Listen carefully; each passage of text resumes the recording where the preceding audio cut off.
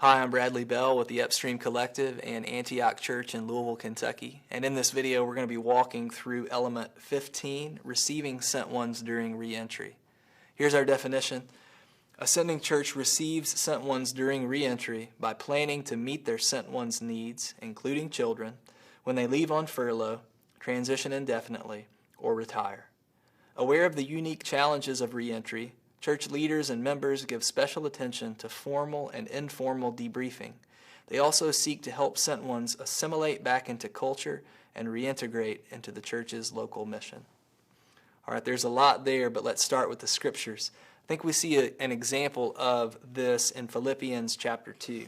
In Philippians chapter 2, Paul has been deeply blessed by the church at Philippi because they have sent a gift to him through the servant Epaphroditus. And so Paul says this back to the church at Philippi. This is verse 29. Therefore, welcome Epaphroditus in the Lord with all joy and hold men like him in honor, because he came close to death for the work of Christ, risking his life to make up what was lacking in your ministry to me.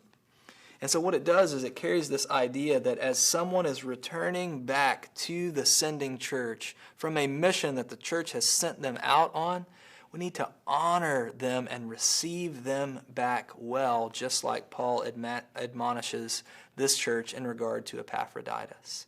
And so there are three kinds of reentry. When we refer to reentry, here's what we're talking about. Furlough, that is when a missionary or family finishes their term overseas and returns back to their home where they can rest and kind of rejuvenate support before returning to another term. That's one kind of reentry. Another kind is transition. So that may mean they're transitioning from one role overseas to another, from one organization to another. They may be transitioning from the field into some other entity or season of life back home. And then the third kind of reentry is retirement. That is, they are finishing up on the field and returning indefinitely. Now, one of the things that we learn about receiving sent ones during reentry in terms of these sending church elements is it's kind of the ugly duckling of the sending process. And what I mean by that is we just don't know what to do with returned sent ones. We often put them on a pedestal. We see them as kind of our Christian superheroes. And so when they come back, and especially when they come back prematurely, we don't know how to relate to them well. We often have no clear understanding of what they've been through overseas, and so it's hard for us to know how to ask questions. Sometimes it's hard for us to be patient with them as they continue to struggle and feel a lot of reentry culture shock. And so there's this sense of the failed sent one, even if they're returning for legitimate reasons, health issues or children's educational needs or a death in their family, and they're not failing by any means. Sometimes we can view them as such. We sent you out to go do this, and now you're back here. Why? It doesn't make sense to us.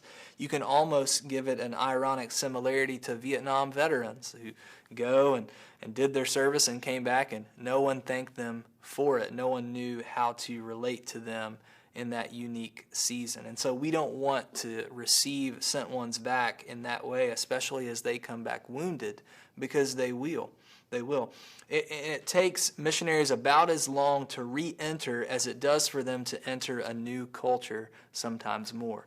And so I served overseas for 3 years. It took me around 3 years to feel like a normal human being back in America after my time was up over there. So imagine for someone who's been overseas for 10 years or 20 years, or maybe they've spent their entire career or entire life overseas, and they come back to their home. Really, it's funny to call it home. It may not even really be home to them anymore because that has become home. How long would it take them to reintegrate, to feel normal and at home in this place again?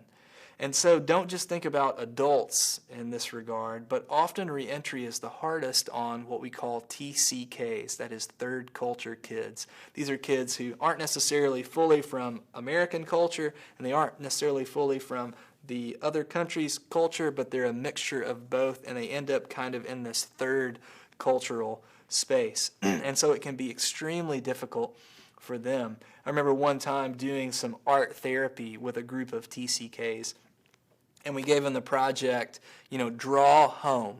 Not literally a picture of your house, but draw a representation of what home is to you. And some of the kids drew a big question mark. One kid drew a suitcase. And so you can see from that just examples of how harsh it can be to be a TCK who is re-entering a place. So what does this practically look like? Well, 3 categories: planning, presence, and provision. By planning, what we mean is don't wait until they arrive back at your church before you start deciding how you're going to help them and serve them during their re-entry. Presence being the most important part, that is just being relationally present to them, asking lots of questions, staying interested, listening, crying with them, celebrating with them. And then provision is, okay, what can we practically do to help them in ways that they need?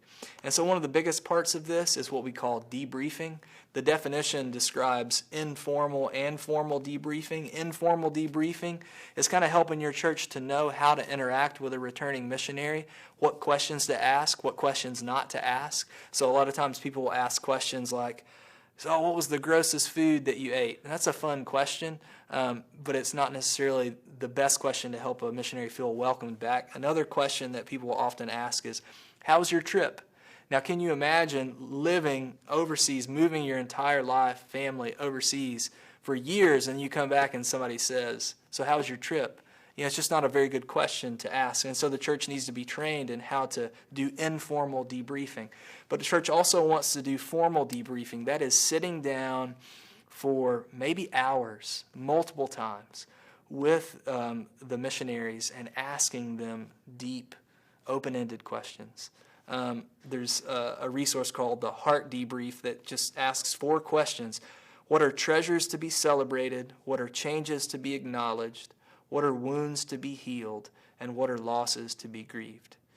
Now, in debriefing, that you don't have to have all the answers to these painful things that they share. The best thing that you offer in debriefing is asking the questions and actively listening and perhaps weeping with them, being near to them, trying to relate to what they have gone through. And so if all of this still doesn't make sense for you, one of the practical things you can do is sit down with a recently returned missionary and hear their story. Just ask them, hey, what's it been like for you to re-enter? Help me understand. Help me to enter into your shoes so that I can more effectively help my church receive sent ones during re-entry. So there you go. May the sending God bless you as you seek to receive sent ones during re-entry in your sending church.